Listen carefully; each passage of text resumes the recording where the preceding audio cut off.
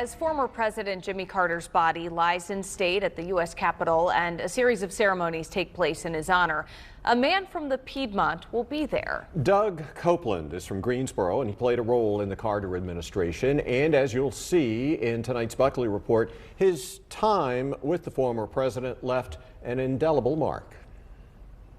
My White House staff pen.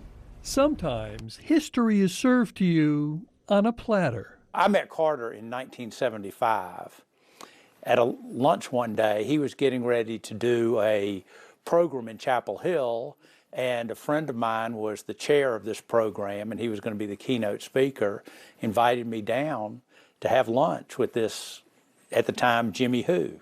Jimmy Who was the governor of Georgia, and by the time Jimmy Carter became the Democratic presidential nominee, Doug Copeland was on board. And I managed Western North Carolina for the 76 Carter-Mondale campaign. And you won. We won. It was clearly an uphill battle, and none of us knew how many people he had mobilized across the country through the Peanut Brigade. And both then and in the White House, he was the hardest working human being you've ever seen. That continued through Carter's 4 years in the White House. There were no cell phones back then. Where Copeland had the chance to do his part on things that, in his view, helped keep the world safe in difficult times. I helped manage the passage of the Panama Canal Treaty, the SALT II treaties, and then I traveled ahead of the president, advancing his trips to various parts of the country. A big deal. This is an advance manual, so this is the president's schedule. Wow. For someone so young at the time. Very detailed, minute-by-minute instructions of when the plane departs, when it arrives at Andrews Air Force Base. Copeland was part of a wave of new young talent that went to Washington with Carter. I was very young. I was 24 years old, 25, 26 during his administration.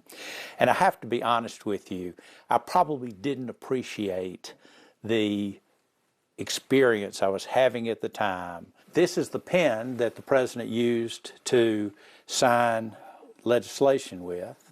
People are aware of the late-in-life President Carter, who worked with Habitat for Humanity and continued to make speeches like this one at Wake Forest University in 2009. I could go on, but these are divisive questions. Doug Copeland says there is much to admire, though, about Carter's record during his 4 years in the White House. So what would you say is the biggest misconception the public has about Jimmy Carter? Because he served 45 years ago, very few people remember his accomplishments. When he became president, airline rates, telephone rates, trucking rates were all managed by the federal government.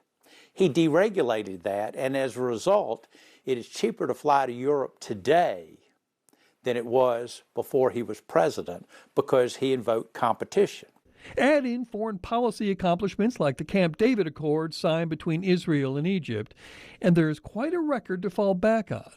But for Copeland, Jimmy Carter's real legacy is the man he was. I think the biggest thing is that we were fortunate to have a politician that always wanted to do the right thing for the American people, regardless of the impact it had on him.